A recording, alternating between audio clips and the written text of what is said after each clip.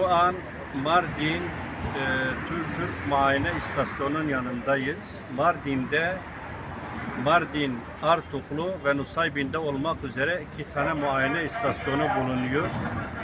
Bu muayene istasyonları 15 yıl önce Ulaştırma Bakanlığı ile yaptıkları anlaşma gereği o zamanki mevcut araç sayısına göre bir bağlantı yapılmış. Ama şu anda gördüğünüz gibi araç sayısı 15 yıl öncesine göre belki onlarca kat artmış ve halen mevcut bulunan muayene istasyonu 2 katı büyüklüğünde büyütülmesine rağmen ve insanlar randevu almasına rağmen randevularda dahi çok zorlanıyor ve insanlar ciddi mağduriyetler yaşıyorlar.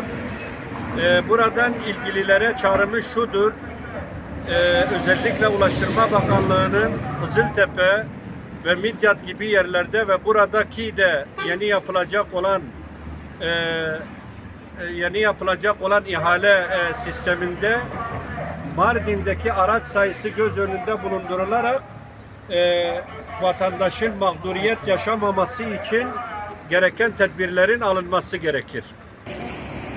Evet, gördüğünüz gibi muayene istasyonu tıklım tıklım, mesai saati geçmiş olmasına rağmen hala ve randevu olmasına rağmen geç saatlere kadar yetiştirilmeye çalışılıyor ama muayene istasyonunun kapasite yetersizliğinden dolayı ciddi bir sıkıntı yaşanıyor ve burada görüştüğümüz bazı araç sahipleri sabahtan beri Midyat'tan geldiğini beyan ediyor ama ona rağmen hala sıralar kendilerine gelmemiş.